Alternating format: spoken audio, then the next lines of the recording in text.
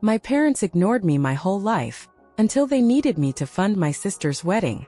They treated me like an outsider, dismissed my success, and erased me from the family, until their golden child wanted a luxury wedding. I agreed to pay with one condition: I got to give a speech. Now, they're humiliated. My sister finally sees the truth, and I walked away for good. I was born into wealth, but I wouldn't call it a privileged childhood.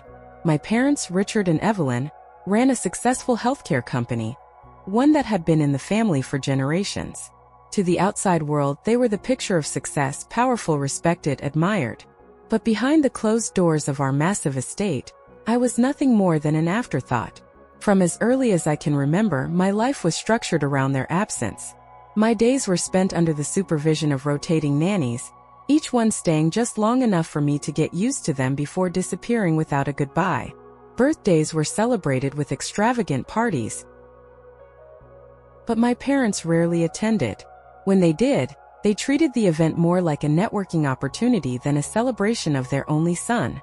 By the time I was old enough to understand, I had already accepted that my parents had more important things to do than spend time with me. They had business deals, charity galas, and lavish vacations in places I only saw in pictures. Parenting was something they outsourced, like housework or landscaping. I never once saw my father pick me up after a fall or my mother tuck me in at night. First, I thought it was just the way things were. Maybe all rich kids were raised by nannies, maybe all parents were too busy for bedtime stories. But then came Emma. She was born when I was 8 years old, and suddenly everything changed.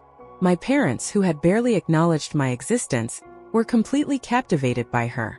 She was beautiful, golden curls, bright blue eyes, a perfect mix of their best features. From the moment she could walk, she was the center of their world. I watched as my mother held her close, the way she had never held me. My father would come home early just to see her giggle. They took her on vacations, dressed her in designer outfits, and paraded her around at their social events like a trophy child. It was then that I realized it wasn't their lifestyle that kept them from loving me. It was me. I wasn't special. I wasn't charming or charismatic like Emma. I was an average kid, decent grades, no standout talents, introverted. I spoke when spoken to, I followed the rules. But in a family like ours, that wasn't enough. My parents wanted a child who added to their image, and Emma was the perfect fit. The difference in treatment was obvious to everyone. Family friends would comment on how gracious my parents were to send me to the best private schools, while simultaneously gushing over how precious Emma was. At parties, I was introduced as our son James, while Emma was shown off like royalty. She was showered with praise, with love, with attention, things I had long since stopped expecting. But the hardest part wasn't their favoritism, it was the loneliness. I had everything money could buy, expensive toys, the latest gadgets, the best tutors, but I had no connection with my own family. I ate meals alone more often than not. I spent holidays surrounded by strangers my parents called friends, not by people who actually cared about me. My father never taught me how to ride a bike. My mother never kissed me goodnight. I was raised in a house, not a home. By the time I was a teenager, I had given up trying to be part of their world. Instead, I poured myself into my studies, not because they encouraged me, but because I knew that one day, I would have to build a life where I was truly valued. Emma, on the other hand, never had to try. She got everything handed to her, even when she didn't deserve it. And as much as I resented my parents, I never resented her. She was just playing the role they had written for her. I didn't know it at the time, but the seeds of our family's downfall had already been planted. And one day, the carefully constructed illusion my parents had built was going to crumble beneath them. Emma was the center of their universe, the child they had always wanted, while I was just the one who came first. It didn't take long for me to understand that in our family, love wasn't unconditional. It was earned through admiration and status, and I simply didn't have what they wanted. Emma, on the other hand, was their masterpiece. Every little thing she did was treated like an extraordinary achievement. If she said a few words at a dinner party, our parents acted like she was a child prodigy. If she threw a tantrum in a store, they called it strong-willed leadership. No matter what she did, it was adorable, brilliant, or inspiring. Meanwhile, I was expected to stay out of sight, silent, obedient, and unnoticed. The differences in our treatment were impossible to ignore. When I got good grades, it was expected. No praise, no celebration, just a passing good job if they remembered. When Emma got AC on a test, they threw a party, called it a learning experience, and blamed the teacher for not recognizing her unique way of thinking. When I asked for new clothes, they sent a nanny to pick up whatever was cheapest at the store. When Emma wanted something, my mother would fly to another state to get the exact designer dress she wanted. She had ballet lessons, piano tutors, art classes, endless opportunities handed to her, while I was told to figure things out on my own. I tried not to be resentful. It wasn't Emma's fault that our parents had chosen her to be their golden child, and I had long given up on expecting fairness from them. Instead of wasting time chasing their approval, I built my own way out. If they weren't going to help me succeed, I would succeed without them. While Emma spent her teenage years shopping, partying, and skipping school with no consequences, I studied harder than ever. Every A I got, every scholarship I earned, was a step toward a life where I didn't have to depend on them for anything. I spent summers working, saving whatever money I could, while Emma burned through allowance after allowance like money meant nothing. And to her it didn't, because no matter how irresponsibly she spent it, more was always waiting for her. By the time I turned 18, I was accepted into a top university completely on merit. My parents didn't celebrate. Instead, they called it a logical step and reminded me that it was expected. Meanwhile, Emma, who was struggling to pass high school despite having private tutors, was given a brand new car, a summer trip to Europe, and an unlimited credit card. When she finally dropped out, our parents barely batted an eye. They gave her a made-up position in their company and pretended like she was a rising business star, even though she barely showed up to work. I could have confronted them. I could have asked why one child was given everything while the other had to fight for scraps. But by then I already knew the answer. It wasn't about fairness. It wasn't about love. It was about their image. Emma was their pride, and I was the one who had surpassed them without their help. I was a reminder that they weren't necessary for success, and for people like them, that was unforgivable. So I stopped trying. I focused on my career, built my own life, and never looked back. If they wanted to pretend I didn't matter, I was happy to return the favor. I thought that was the end of it, that I had finally freed myself from their games and favoritism. But I was wrong. Because no matter how far I ran, no matter how much I built on my own, they would always come back when they needed something. And soon enough, I would find out just how far they were willing to go to protect their golden child. By the time I graduated from college, I had already learned the most valuable lesson of my life. If I wanted something, I had to get it myself. My degree wasn't a gift from my parents, it was something I had fought for. Every late-night study session, every part-time job, every sacrificed weekend had been worth it because, unlike my parents, the world respected hard work. I landed a solid job right after graduation, and while it wasn't glamorous, it was mine. I was earning my own money, paying my own bills, and most importantly, I owed my parents nothing. At first, I tried to maintain a basic relationship with them. I wasn't bitter, or at least that's what I told myself. I sent them occasional updates, visited during the holidays, played the role of the polite, distant son they had raised me to be. But I could tell something had changed. The more successful I became, the less they wanted to acknowledge it. It was as if my achievements were a personal insult to them, as if the fact that I had made something of myself without their help was something they couldn't accept. Meanwhile, Emma was struggling. She was handed a position at my parents' company, but she treated it like a hobby rather than a job. She rarely showed up, ignored deadlines, and got into arguments with employees who had been there for years. But it didn't matter. No one could hold her accountable. My parents covered for her, made excuses, and even promoted her despite her incompetence. When she complained about working, they simply reduced her responsibilities. Her personal life wasn't much better.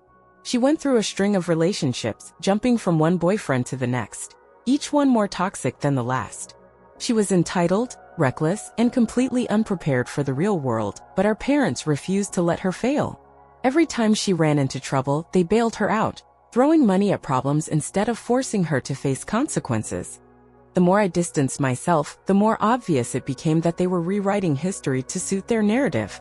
When people asked about me, my father would say things like, "James abandoned the family the moment he got a job." My mother would sigh dramatically and tell people I had turned cold and that Emma was the only child they could truly count on. It didn't matter that I had spent my entire childhood being ignored. Now that I was independent, successful, and out of their control, I was the villain. I tried not to care. I had built a life for myself outside of them, and I had no intention of looking back. I moved to the city, made real friends, and focused on my career. But no matter how far I ran, I was always aware of one painful truth: Emma would never be able to escape them the way I had. She had been so thoroughly sheltered, so deeply coddled, that she didn't know how to exist without them. And one day, when our parents weren't around to protect her, she would have nothing. But that wasn't my problem. At least that's what I told myself. I had my own life to live, my own future to build. I had escaped their expectations, their manipulation, their favoritism. I was free. Or so I thought. Because my parents weren't done with me yet. I met Danielle 2 years after I had fully settled into my career. She was nothing like the women I had dated before: sharp, confident, and effortlessly elegant. She worked in the fashion industry, a world I had no familiarity with, and yet, somehow, she found something in me that she loved. I used to joke that she had terrible taste for choosing me, a guy with zero fashion sense, but she always laughed and said I was the best decision she had ever made. Danielle changed me in ways I never expected. She taught me how to carry myself with confidence, how to embrace the success I had worked so hard for instead of constantly looking over my shoulder, waiting for it to be dismissed the way my parents always had. With her, I felt genuinely seen, something I had never experienced before. And for the first time in my life, I had a real partner, someone who valued me, not for how I made them look, but for who I actually was. When we decided to get married, I knew I wanted something special. Not just for us, but for the small circle of people who had truly been there for me. Unlike my parents, who threw extravagant events for status, I wanted a wedding that actually meant something. After months of planning, Danielle and I settled on a destination wedding in Venice, an experience that would be memorable for the right reasons. We covered all travel and accommodations for our closest friends and family, ensuring that every guest felt like part of something magical. As expected, my parents were unimpressed. They barely reacted when I told them the news, offering a dismissive, "Oh, that's nice." There was no enthusiasm, no excitement, just indifference. They didn't ask about Danielle, didn't inquire about the details, and when I suggested a family dinner to introduce them to her properly, they brushed it off, saying they were too busy. I wasn't surprised, but it still stung. Emma, on the other hand, was a different story. When she heard about our wedding, I could tell she was jealous. She tried to hide it behind fake enthusiasm, but I recognized the look in her eyes, the same look I had seen for years whenever someone else got attention that wasn't hers. At first, she was passive-aggressive, making little comments about how over-the-top destination weddings were, about how it was a bit much to pay for guests' expenses. But then, a week before the wedding, she called me with a special request.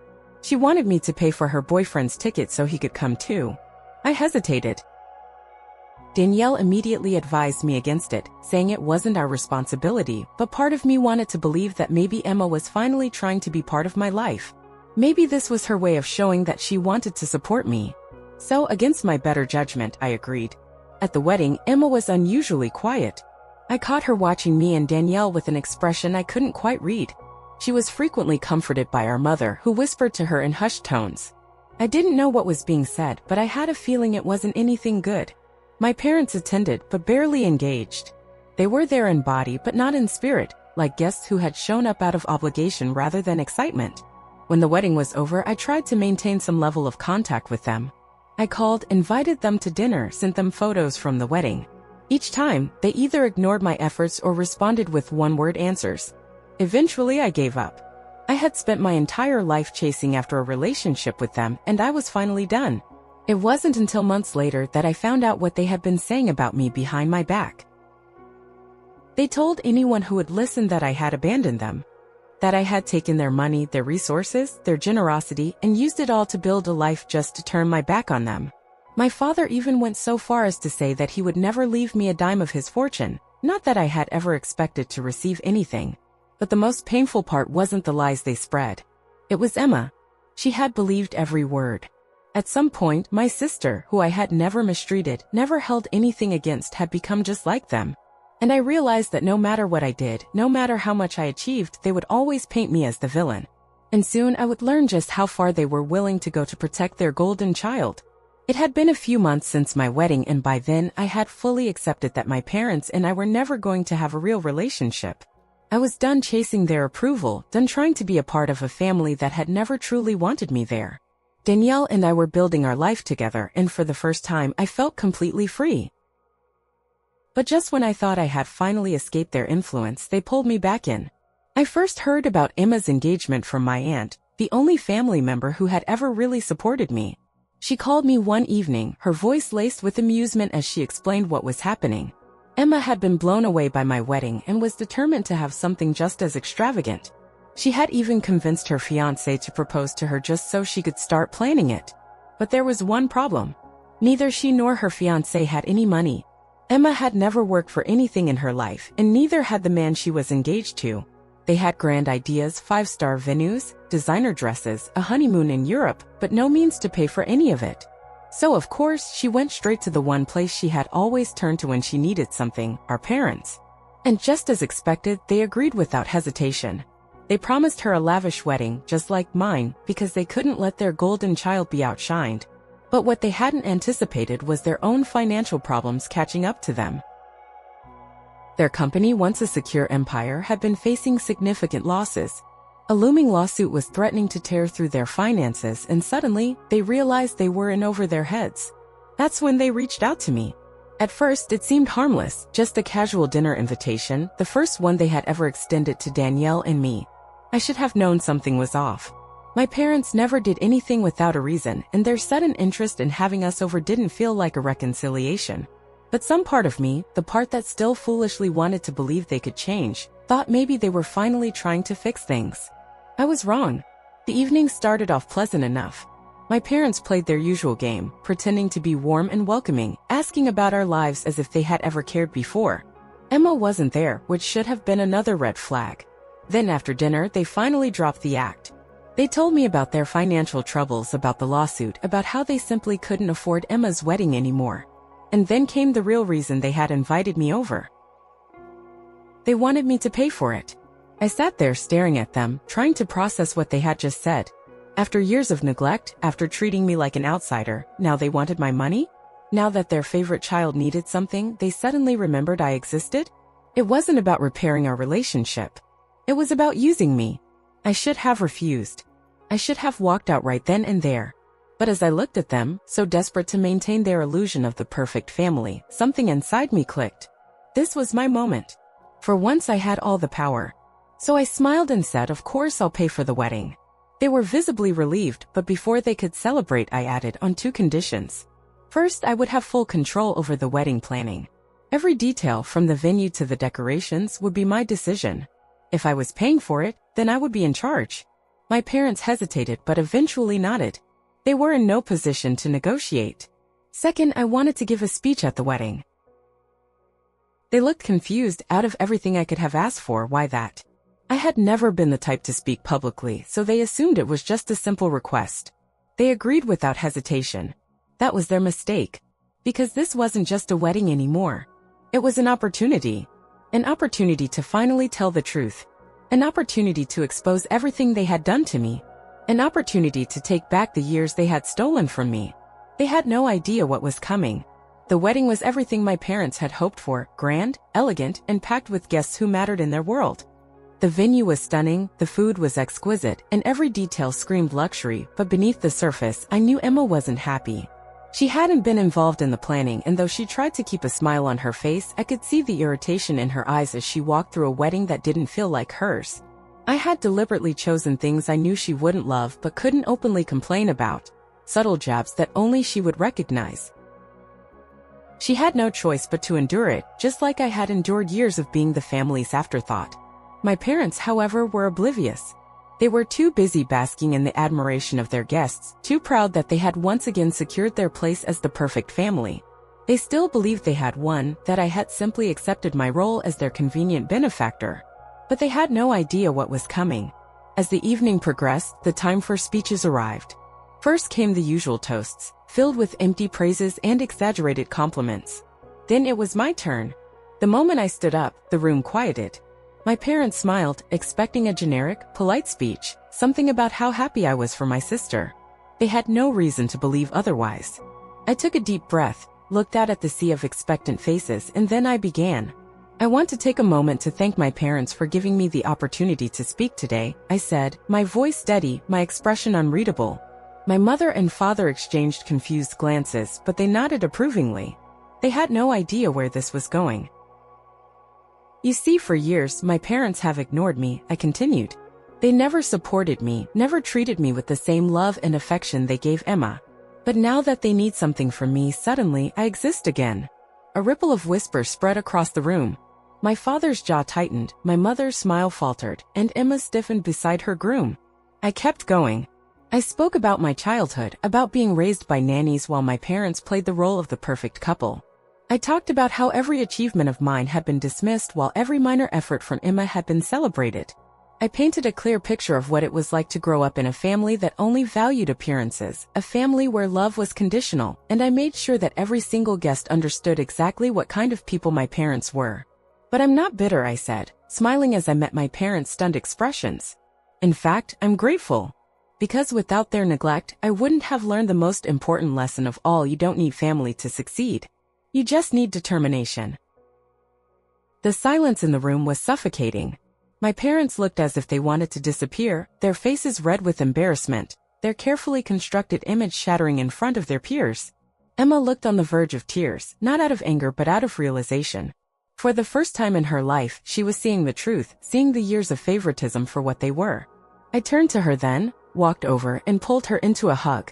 I truly hope you have a wonderful life with your husband, I whispered, and then, without waiting for a response, I stepped away. I didn't bother staying to see the fallout. I didn't care about the damage I had done to my parents' reputation. I walked straight out of the reception hall, my wife at my side, leaving behind the family that had never truly been mine. That night, as I sat in my hotel room, I felt something I had never felt before: satisfaction. For the first time in my life, I had spoken my truth, and the world had heard me. No more pretending. No more being silent. I had exposed them, and now finally they had to live with the reality they had created. I had barely settled into my hotel room when I heard a knock at the door. It was past midnight, and I wasn't expecting anyone. Danielle gave me a knowing look, but I wasn't sure what she was thinking. I hesitated for a moment before opening the door, and there stood Emma. Her makeup was smudged, her eyes swollen from crying, and for the first time in my life, she looked completely lost. Without a word, she threw her arms around me and sobbed into my shoulder. It was the most genuine moment we had ever shared. Danielle quietly left the room, giving us space. I stood there, stiff at first, unsure of what to do, but then I slowly wrapped my arms around her, letting her cry. She wasn't the spoiled, golden child in that moment.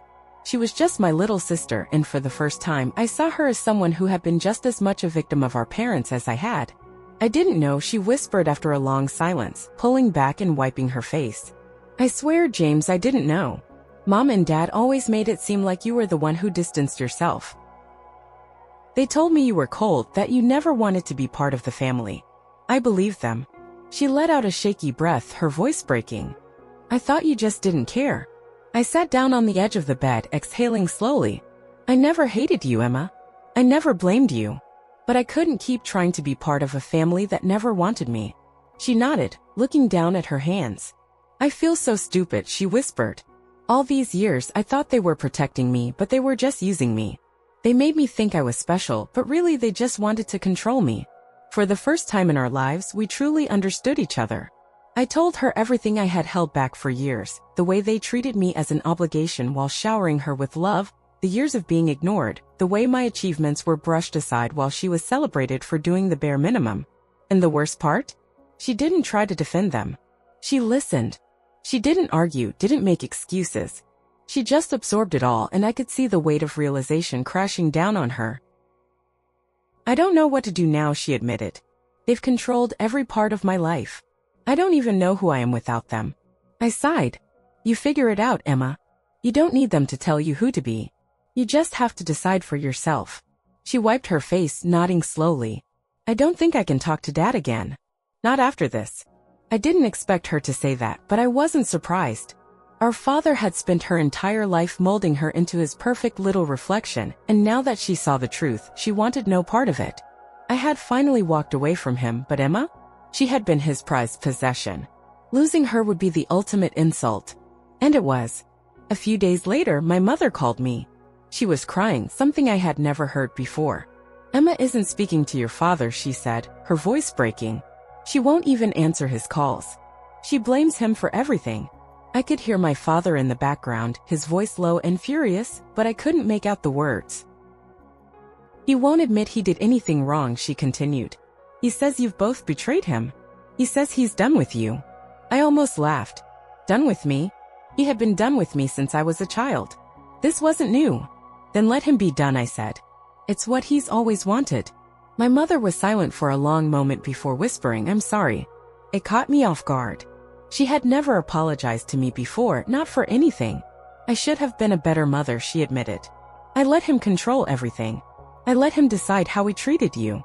I thought she trailed off, and when she spoke again, her voice was barely above a whisper. I thought that as long as he was happy, we would all be happy. But I see now that I was wrong. I failed you. I didn't know what to say. Part of me wanted to hold on to my anger, to remind her that she had let this happen for years. But another part of me, the part that had spent years aching for some kind of recognition, for someone to just admit the truth, felt something shift inside me. You didn't fail me, I said finally. You just weren't there for me. She sobbed quietly, and for the first time, I heard true regret in her voice. But regret wasn't enough to fix what had been broken. Will you ever come back? She asked. I thought about it. Thought about the years of neglect, the favoritism, the lies. Thought about the fact that even now my father refused to acknowledge any wrongdoing. And then I thought about Danielle, about the life I had built without them, despite them. I don't think so, I said honestly. My mother inhaled sharply, but she didn't argue. I understand, she whispered.